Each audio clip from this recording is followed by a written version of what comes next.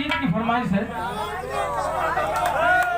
वैसे आपको बता दें, प्रतापगढ़ जिले से समाजवादी पार्टी के जिला अध्यक्ष भी हैं हम, समाज सांस्कृतिक प्रकोष्ठ की।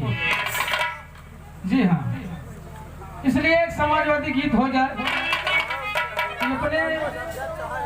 अपने खानदान का पार्टी हो, समझे, अपने बिरादरी का पार्टी हो।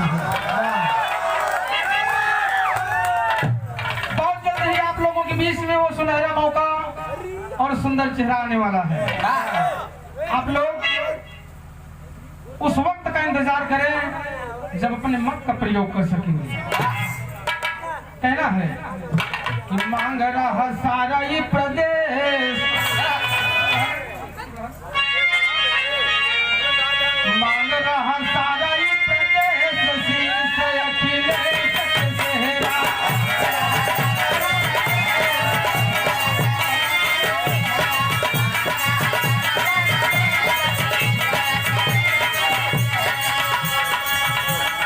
मांग रहा सारा ये प्रदेश, शीश अखिलेश चेहरा।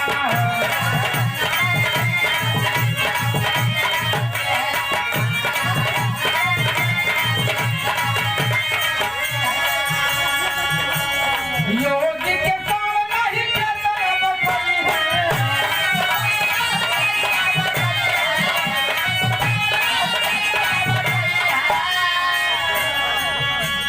योगी के साथ नहीं कोई है।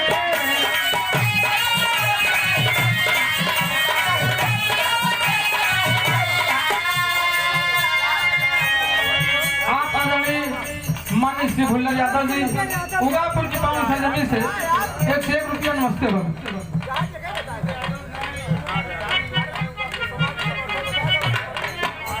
आप आदरणीय अरविंद यादव जी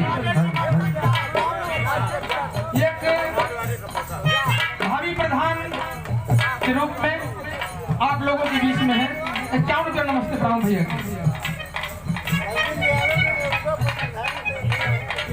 आप समाजवादी सपोर्टर की तरफ से सक्रिय कार्यकर्ता, आप लोगों की तरफ से 51 रुपया नमस्ते प्रणाम हो। फिर से लहरिया जगतिया में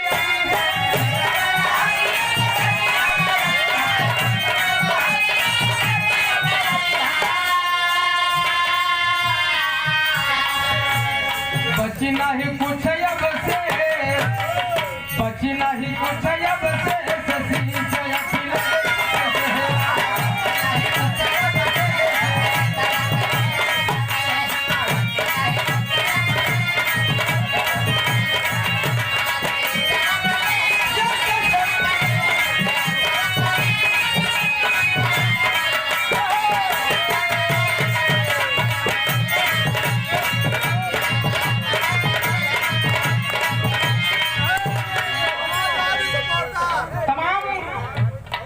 जितना विकास हुआ है, सारे विकास को बदलने से, उसका नाम बदल देने से लोगों का पेट भरने वाला नहीं। इलाहाबाद का प्रयागराज कर दिया, क्या हमारे कुंडा में आ गया? जितनी दूर रहा उतनी दूर बना।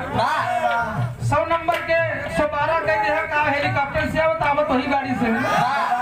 ये केवल लोगों को बेवकूफ बनाने का धंधा है। हो गई हमसे बहुत बड़ी भूल हो,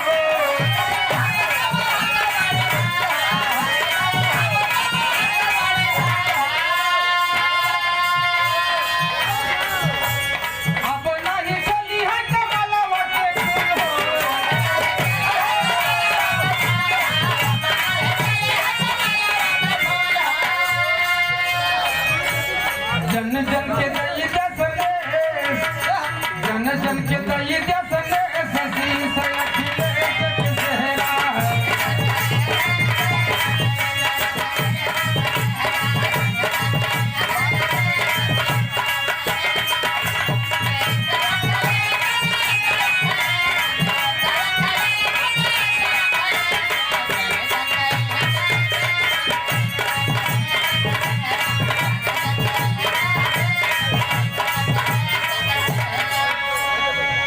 आप आदरणीय समाजवादी समर्थक पिंटू यादव जी की तरफ से 51 रुपया नमस्ते प्रणाम भैया जी।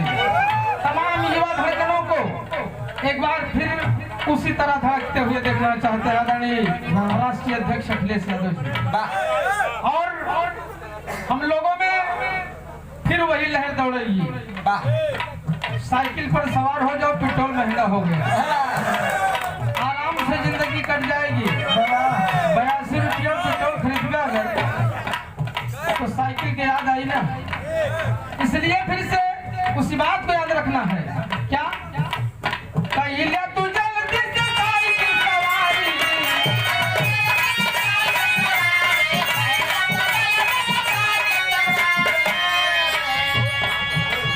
सुन ले दादा की जरू महतारी,